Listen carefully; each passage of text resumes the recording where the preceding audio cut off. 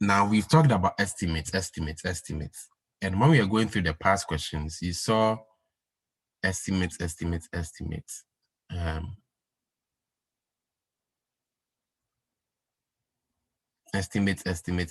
being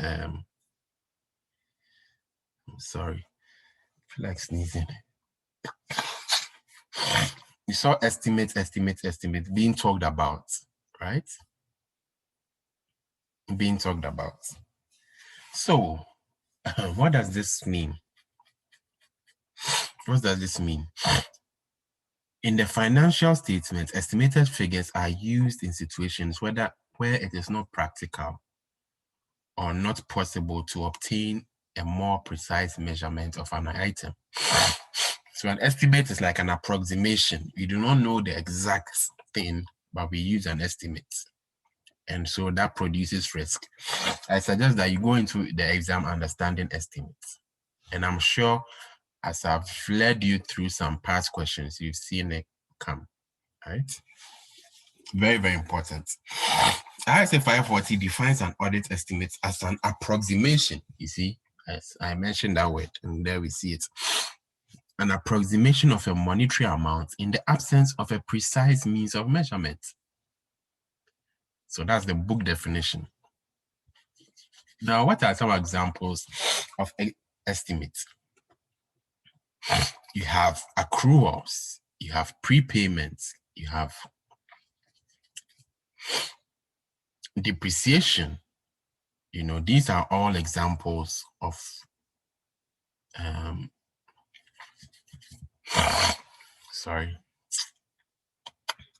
these are all examples of estimates.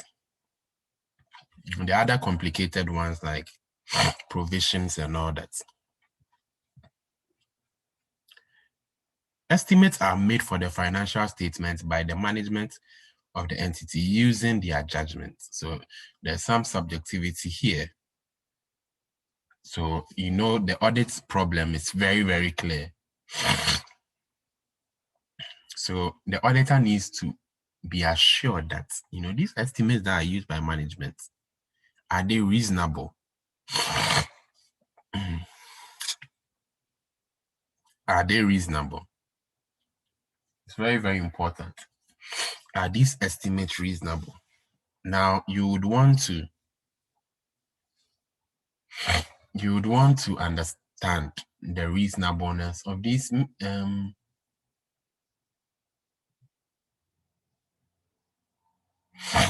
these estimates. Very, very important.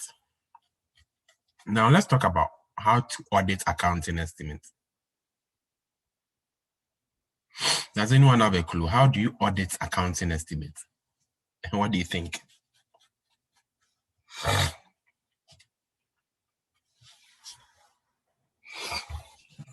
Well, so it depends on the particular item or the particular estimate you are going to look at. Because, you know, some estimates like warranties, as we looked at previously, you know, you need to look at probably the trend of the sales to know how much they can put as provisions for warranty. Or if you look at probably bad debt, you're supposed to also you can also, so bad debt is another item which you can also use probably external confirmation that, okay, because of so and so, this particular customer or this particular client will not be unable to, you know, settle the debt or so on and so forth. Or even with bad debt, you can look at certain legal issues which are arising as a result of the relationship that the organization has with that client. Very, very good point. Okay, so how do you audit accounting estimates? Auditing accounting estimates include fair value accounting estimates and related disclosures. It's concerned with the audit of all accounting estimates, including those involving fair values. So in auditing accounting estimates, you are checking for reasonableness. These are general parameters. Reasonableness. And whether related disclosures are adequate. These are two things that the auditor must always look out for.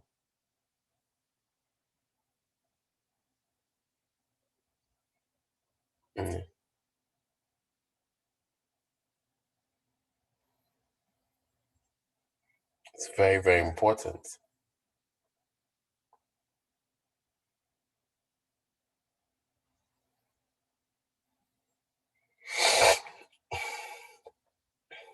Now, again, I tend to give a lot more examples when it comes to accounting estimates. And all of you know, allowance for bad debts, inventory, obsolescence, warranty obligations, depreciation. You know, there are a number of them.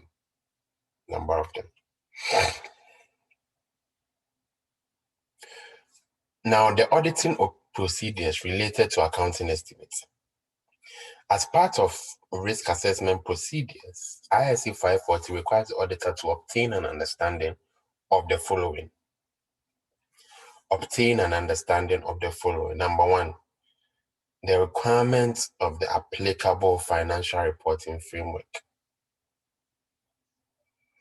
We need to understand what reporting framework is informing these estimates. You know, we need to understand that. That's one. Number two, how does management identify transactions or events that could result in an accounting estimate? How does management tell? How does management identify those transactions that they say, oh, this transaction actually needs to be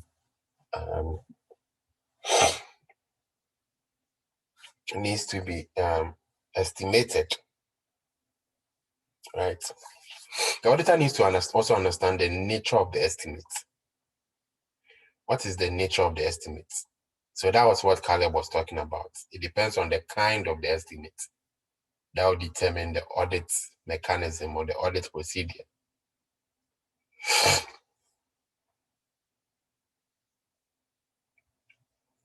So I think, I don't know if Caleb saw my slides, but he was saying something similar. So in the case of a liability, this involves obtaining an understanding of the obligation for which an estimate is needed, right? For example, in the case of a provision for cost of warranties or guarantees, what are the terms of the warranties? When you go and buy something, they'll tell you, they'll give you some terms, right? That's what they call the fine print.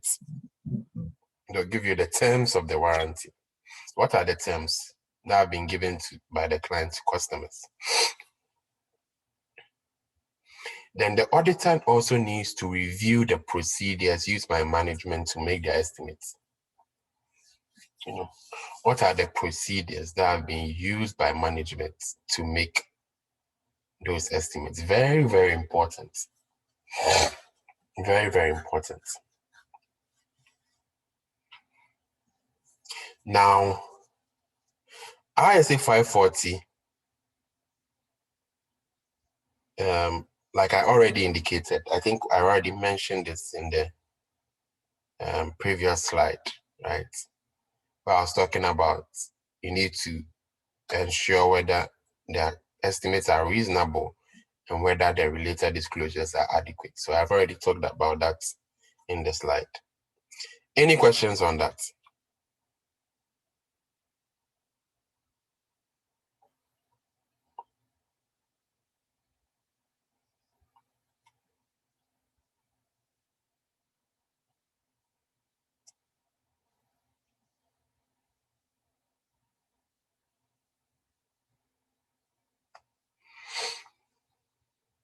Any questions? No questions? Everything clear? Yes, sir. Okay. Now let's talk a little bit about auditing of fair value.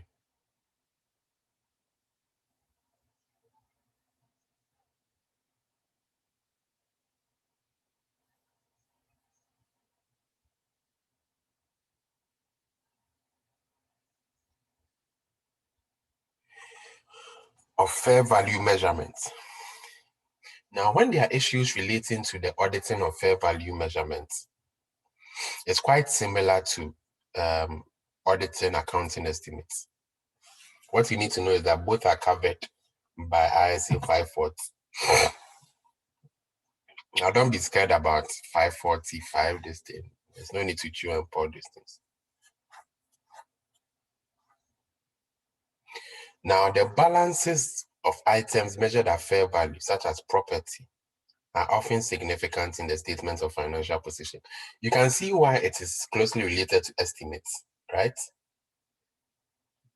You know, why is it that fair value measurements and estimates, they are both covered by one ISA, and the issues relating to each of these are quite similar?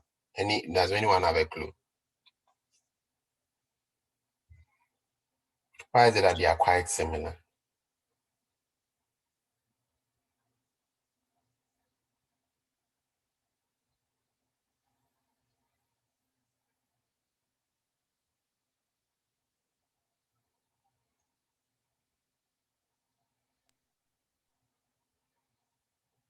Does anyone have a clue? Okay. You know, they are quite similar because fair value, you know, is because of the risk involved. Accounting estimates is based on the judgments of management. Fair value as well, you can't tell exactly how, it can also be risky, right? You know, because the management can put out a certain fair value for a property, you know, that actually is not the case. They can blow it up if they want to, just like estimates as well. That's why, like, it's similar. The issues relating to fair value measurements and accounting estimates, they are very, very similar in that regard. Okay, so the auditor needs to recognize the audit risk in fair value measurements. Number one, inherent risk. Now, many fair value measurements are largely subjective and imprecise. Many fair value measurements are largely subjective and imprecise. And so, what does it create? There's an unavoidable inherent risk in their measurements. You know, fair value measurements have an inherent risk in that regard. You know, in them, they are imprecise and very subjective. Now, what about even if you use valuation models, some of them can also be unreliable. So there's an inherent risk. Then control risk. There's also a control risk that the entity system will not be able to detect valuation errors. You know, we can't talk about fair value without talking about valuation. You know, so fair value measurements are often made by external experts. You know, outside the normal course of routine business operations. You know, so it's also possible that the entity systems will fail to detect valuation errors. So there's a control risk there. And also there's also a detection risk. We talked about these things last week. And this one lies with the auditor. The auditor may lack the knowledge and expertise to verify fair value measurements. It's also possible that the auditor may not be able to verify these fair value measurements because they lack the expertise and the knowledge. It's very, very important. Now, let's look at this thing, which I feel like it's a bit important. So I included it here, the Iasb alert. The Iasb alert.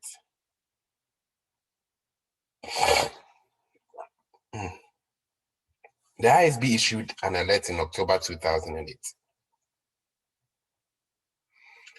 And it was basically to assist auditors by highlighting certain areas within the international standards on auditing that are relevant in the audit of fair value accounting estimates in times of market uncertainty.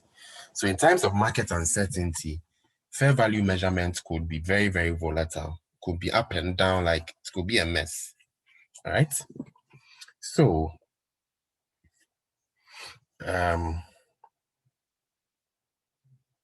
we need to understand that, right? We need to understand that. So the IASB did this in 2008. So in times of market uncertainty, the IASB sought to highlight certain areas. Now, it tended to focus a lot more on financial instruments. Just imagine the 2008 was it the market crash? Yes, I think so. 2007, 2008. You have financial instruments that are just moving up and down, up and down, up and down. Very volatile because the market is very, very uncertain during that time. So what are some of the key matters that were highlighted in this alert? Number one was the challenges faced in accounting on the basis of the fair value. What are some of the challenges that fair value measurements bring? And he also highlighted requirements and guidance. He also gave some guidance. And basically the initiatives of the IASB when it comes to matters relating to fair value measurement. So you see, fair value measurements can also be a very, very tricky area, just like estimates, because of the risk associated with this. Any questions?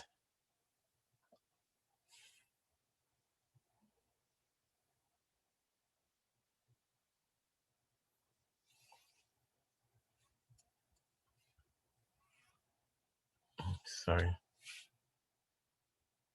Oh, what did I do?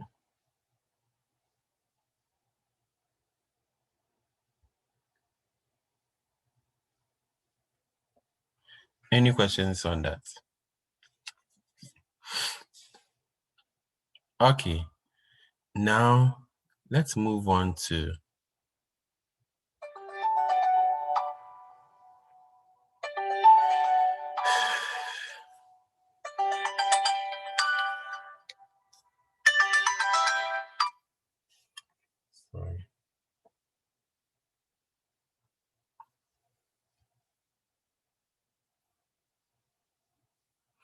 Now let's move on to transaction cycles. Transaction cycles is a very, very key thing when it comes to audit.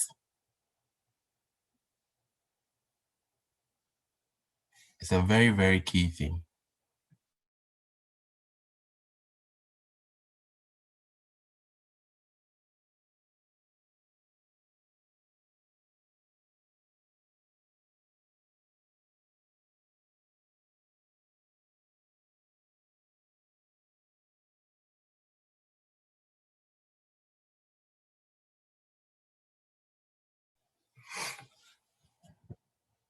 So in this examination, which is your ICA, you may be expected to apply your auditing knowledge to these transaction cycles. Now, when we say transaction cycles, these are lines on the financial statements, two-way transactions are made. So like revenue, purchases, payables, payroll, cash, inventory, basically lines in the financial statements. Those are transaction cycles.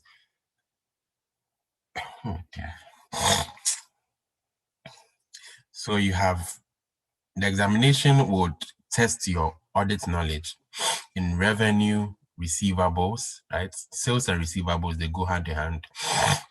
Purchases and payables, the payroll cycle, bank and cash, inventory, non-current assets. So we'll be taking some of them and we'll be trying to understand certain things about them, which is the control objective. What is the control objective? The key controls, the test of how do we test the controls, and what kind of substantive testing do we do on them? Oh, very important. Okay, so let's start with revenue and receivables. Revenue and receivables. What are some of the control objectives? The control objectives. When you think about revenue and receivables, what are some of the control objectives? Number one is there must be because this is revenue and receivable, right? There must be proper authorization. There must be proper authorization and recording of customer orders. There must be proper authorization. And why is this necessary? If you get the authorization and recording wrong, your revenue will be wrong. Your revenue will be wrong. So there must be proper authorization. Proper authorization. Very, very key. Very, very key. Then also, revenue must be recorded for all goods or services delivered. Revenue must be recorded for all goods or services delivered. Also, all documents and records must be recorded accurately. So here you are more in terms of, accurate authorization and recording of customers, orders and all that. So the first point is what I'll focus on. There must be proper authorization and recording of customer orders, goods returned, and allowances, and allowances. Once you have that in place, it should help. Then what are some of the key controls? Now, we cannot talk about controls without talking about segregation of duties, right? Now, what is segregation of duties? When you have one person performing a bunch of duties, there's likelihood for fraud to happen. There's likelihood for fraud to happen. So the person who is authorizing the payments for something, shouldn't be the same person who is keeping the cash, because he can authorize something and take the money and claim that it is being paid for. So segregation of duties is key. So order acceptance and dispatch, these activities should be separated. Order